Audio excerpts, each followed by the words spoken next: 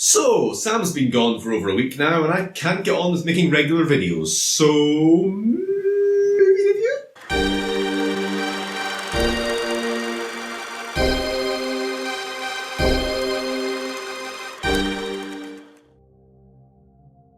So, Ghost in the Shell is the 2017 live-action adaptation of the 1995 anime of the same name, and manga, and possibly a TV series, and a load of other stuff that I don't really know. So I just got back from watching this movie last night with a friend of mine. We'd gone to the cinema to try and catch Logan, but apparently that stopped showing, and as an alternative I suggested Ghost in the Shell because I was kind of interested in seeing this. I didn't really know what to expect, but I kind of wanted to give it a go.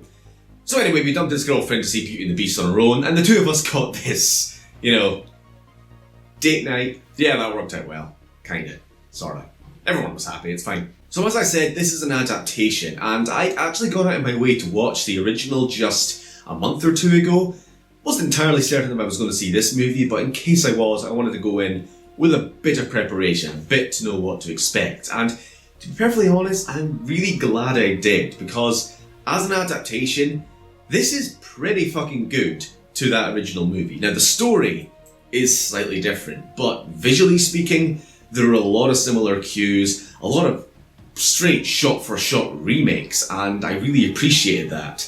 So the basic rundown is this is set sometime in the future where man and machine are starting to become really intertwined. The boundaries are being blurred as people are being upgraded and cybernetically enhanced with different various things. Eyes and fingers and up to the point of an entire body in the case of the main character, the Major. A woman who is rescued from a refugee boat sinking and has her entire body rebuilt by this company and is then put into service with Section 9, who is kind of a department of the police force in this sort of future city. Now really, in order to talk about this movie, I'm going to have to give my impressions on the original 1985 one, which I kind of liked. It was hard to grasp, to be honest. I've watched it once, and it's definitely the kind of movie that requires multiple viewings. I wasn't entirely sure what to make of it. Visually speaking, it was gorgeous. The actual fluidity of the animation during the fight scenes, during the action, is really good. It definitely inspires things like The Matrix and a lot of other movies coming around that time, with hacking, this network that everybody's tied into. I enjoyed it. It's definitely the kind of movie that requires multiple viewings, because my first time watching it, I was a little bit lost. You're kind of thrown straight into the movie with very little explanation. It's like there'll be people sitting around a boardroom talking about how, Section 9 is having to investigate Section 6 because they're hacking into the person's ghost, but how can you hack into a ghost? You can't ghost the ghost shell ghost, and all this sort of stuff.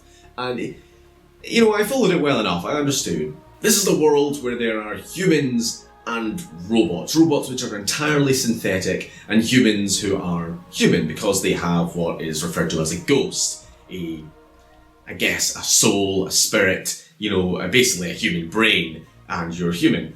But it's very much dealing with the sort of blurring of the lines, what does it mean to be alive? What does it mean to actually be a person? Is it your memories? What if you've lost your memories, and what are you connected to, if not that? The original movie tied into very much a lot to that, especially with its main villain, the Puppet Master, who, spoiler from a movie from 1995, isn't an actual person. He's a completely artificial intelligence who exists in this net, this sort of internet that everyone in the world can be connected into, very Matrix style. But has sort of become self-aware and has hijacked a body, hacked into a body, and is sort of dealing with what does it mean to be alive? Am I life? Or whatever. Anyway, the original movie, it's complicated. I definitely feel it's something I should watch again, but I enjoyed it. It's good. Visually speaking, there's so many good shots in it. The technology and the weapons, this very gritty, realistic but clearly futuristic world. It's really cool. So I am pleased to say that this live action movie captures the feeling of this world actually really fucking well. You see these cityscapes you're flying through quite early on, and these holographic advertisements are everywhere. Some of them, if you pay attention, are quite cool. I'm pretty sure I saw a Heineken bottle at one point, and towards the end there is a Shiba Inu dog. I laughed at that. But as futuristic as this world is, it's incredibly seedy, it's incredibly gritty, and it ties in really well to the crime aspect, as all of our main characters are in this Section 9 Special Forces type police department thing, investigating essentially, I guess, cybercrime. I don't really know actually what Section 9 deals with, but I'm guessing that this hacker character, whose name I forget, is sort of the antagonist, I guess I'll say, who seems to be targeting lead scientists in some robotics company who he has some kind of beef with. And he's hacking into robots as well as people, trying to hunt the various leading team members down. So this is a bit of a departure from the original movie plot, but it doesn't really harm the movie too much. It's something which can perfectly feasibly exist in this universe of Ghost in the Shell. It's just not quite the same as the whole Puppet Master story, which I'm kind of fine with because, again, I've only viewed the original once, but I wasn't that... by the time I sort of figured out what the fuck was going on, it was the conclusion almost with the Puppet Master villain of the 1985 film. This one was at least a bit easier to follow, I guess, which kind of brings me on to what some people could bring as the major problem with this movie, as an adaptation anyway. It's a bit dumbed down, I guess, from the original. It's a little bit less philosophical. It does touch on some of the same issues though. The Major has repeating sort of glitches, she calls them, visions of something happening, which seem to be parts of her past life that she can't remember since the accident. And because of this is leading her to question, her humanity. Is she human? What does she not have that all the actual humans that she sees in the world does have? A memory, a past, whereas she doesn't. And if she does, it could just be, white. So this said, although it's not quite as heavy as the original, it's by no means just a straightforward action movie with no philosophy behind it, because that's clearly there. It's just not quite as deep, I guess, as the original. So Scarlett Johansson stars in this movie as the Major, and she does a really good job. Scarlett Johansson kind of does the cold, robotic type personality pretty well, as we've seen in a bunch of other movies before, but it's good for this kind of movie, the actual character of Motoko herself, or whatever her name is. That keeps changing in this movie. It's a bit confusing. Like, obviously she's called the Major, that's sort of her rank or designation or code name or whatever, but they called her some other names in the movie as well, which is a bit confusing because she's called Motoko Kusanagi in the original. That's sort of her name, and then Major is her rank or whatever. Anyway, it gets explained, but it was a little bit confusing. But anyway, she plays the character really well. Compared to the 1985 one, I kind of like this newer version a bit better. I felt a bit more for her. She seemed a bit more developed. But the important thing is, like both of these versions of the characters, they are very detached from all the other actual humans around them. They don't really know where they fit in, whether they're robot or human, and they kind of have struggle connecting. She did seem to joke around a bit with Bato, her squad mate. She does in this new movie quite a bit as well. It was quite nice to see actually, because their sort of partnership, friendship was kind of the big thing I enjoyed most about both of these movies almost, next to maybe the visuals and the action. And then of course there's the action scenes, and no, like I said, this isn't an all-out action movie. This isn't gunfights every 5 minutes. It's more of a crime thriller, but with some really good action set pieces throughout. And these are, quite a few of them, very shot for shot, heavily based on the original movie, which was just really cool to see. And again, it's why I'm so glad I watched the original before seeing this, because I could appreciate them much more. The one that's shown a lot in the trailers is this sort of, she's cloaked in her invisibility, thermoptic camouflage, or whatever it's called, and punching this guy out sort of in the river. Again, pretty much shot for shot based on the original one. But a little bit of a complaint is, one, the overuse of slow-mo in this movie. They overdid it a bit much. Slow-mo's good for like jumping through a window and blasting a couple of people, but then after that I want to see the full thing. I don't like this stop, start, fast, slow. It's a bit annoying to watch. You don't really get to appreciate the all-out action. I like just fast action, but being able to see what the fuck's going on. It was a little bit jarring, but whatever. And the other thing is, compared to the original, that punch out in the river scene in particular, the choreography of that in the original is so good. The animation is so good because even though she's invisible, you can sort of see her inner movements shimmering in the water. In this, it's pretty much entirely invisible until she's punching the guy out in the face. Another major action set piece is at the end, and okay, spoilers if you don't want to know, but it's pretty much exactly like the original, so whatever. There's this spider tank battle. Yes, spider tank battle. I laughed during the movie. Cameron's just sitting there like, you know what this movie needs? It needs a boss battle. Then spider tank happens. You know, I can't actually remember if in the original movie they actually call it the spider tank. It's a bit of a tacky name. I don't really know. Maybe they should just left that out. Whatever. Anyway, again, taking shots almost from the original, she's hiding behind pillars of concrete being blasted away around her from this thing's miniguns, and it's a really cool set piece. It's also possibly the only time I kind of smirked a bit at the CGI. This movie isn't overly reliant on CGI. The sweeping throughs of the city, yes, because obviously you've got the holograms and stuff, which they make sense, not looking overly realistic, but this big walking robot tank thing, it was not so much it was bad, it was just compared to the rest of the movie, it was very noticeable.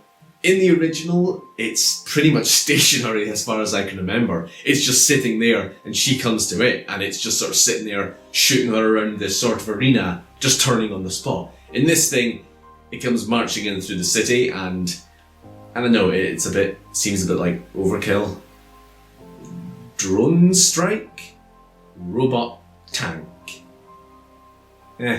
Now, even though you're probably picking up a lot of my compliments about this movie are how it emulates the original and how it looks and stuff like that, the story itself, it's alright. Again, it's not the same as the original, but without giving anything away, I quite like how it resolved at the end. I saw it coming once the movie was rolling, but going into the movie, I didn't expect that was where they were going to go with it and with the character. So I'm just thinking about what's left to talk about, and there are really only two things. First of all, we'll go the light stuff. As an adaptation of a Japanese animation. Yeah. Now let me just get this straight first. I don't watch anime. I know. Where would you get that impression? But seriously, it's not something I'm overly into, and I just don't want to give the impression that I'm some kind of elitist because I'm comparing this a lot to the original just because I saw that a few weeks ago. But I feel that at least on some grounds I can at least say that this is a decent adaptation. It has the feel of the original, it seems to more or less have the spirit of the original, and it emulates the visuals and the look and there's a lot of the actual set pieces of the original extremely well. Now that's more than can be said for like Dragon Ball Evolution or some other shitty attempt at doing a live action remake or adaptation of an anime. So it's a bit of a shame that this movie seems to have flopped a little bit in the box office because, like, if you're not gathered this from this review up until this point, I regard it quite positively. I kind of enjoyed it a lot more than I thought I would. And I think it deserves to be seen a bit more than it probably did and get a bit more credit because it's not easy adapting a lot of things, especially when it's a very visual medium. Like, I think adapting a book, Lord of the Rings, Harry Potter, or something like that, you've got a bit more room to play. Adapting something that's already been seen by millions, it's a bit of a tightrope to walk between the purists, and, you know, people who just aren't you're introducing for the first time to this world. I suppose it's a difficult task. And this leads me on to the last thing I want to talk about, which I really kinda hope isn't part of why this movie didn't do so well, and that's the controversy. So on the lead up to this movie, there was a lot of claims of whitewashing, that this character needs to be Asian, otherwise the movie is horrible and needs to burn in hell, and all this sort of stuff. And I kind of reserved judgment because I didn't know the source material at the time. This was going back way before release. But even while watching the source material, I gotta be honest, there's no real reason why this character needs to be one race or the other. Yes, I read people's articles saying that it needs to be Japanese because this is a Japanese novel and anime and it's based on a Japanese type society and all this sort of stuff. But going in the movie, it's multi-ethnic. There are people who are stated, this is the American ambassador and he looks white. This is his secretary and she looks white. These are some other people and they look other ethnicities. And all this sort of stuff. There's people from all races, it's not just Japanese. But you know, if they found a Japanese actress to play her as well, who fucking cares? It was done well either way and it really didn't matter. And then there's the other argument that she must be Japanese because of her name, Kusanagi. Which, yeah, I get that as well, but even before watching this movie, so I'm not talking about the 2017 movie, I'm talking about the 1985 one, I was kind of thinking, well, who's to say that the synthetic body that she was made looks anything like the brain that her original body came from? I mean, maybe Mitoku Kusanagi, Japanese lady, whatever, but the body that she was put into doesn't necessarily have to look a fucking thing like her. Maybe that explains why she doesn't really look explicitly Japanese or explicitly white or whatever. So this was just the sort of theory that I had going in my own head, which wasn't really confirmed one way or the other in the original movie, and whether that's what they're going for in this one or not, that's up to yourself to figure out. So my bottom line is that this controversy of whitewashing's a load of shit. Yes, it was a missed opportunity to put an Asian actress in the starring role, but there was no obligation or requirement, even from the source material, that had to be the case. So, I don't get it. Like, Bato in the anime doesn't look Japanese at all, and he's not played by a Japanese person. Their boss looks Japanese, and he is played by a Japanese person. So I think the bottom line is that this controversy is a load of shit, and we should just ignore it.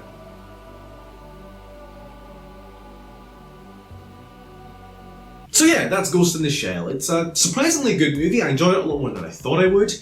I mean, if you're a fan of the original and you haven't seen it yet, which would be surprising, definitely recommend it, because it seems to have done a good job as far as I'm concerned. Of course, like I said, I'm not claiming to be any kind of expert on the original. I've seen it once, but yeah, from what I've seen, pretty good job.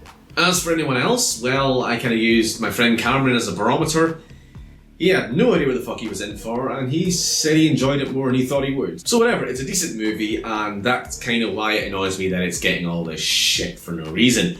So yeah, that was the end of my review, and I kind of wish I had a rating system to end this on, because that would be a much more punctual way of finishing. B out of 10!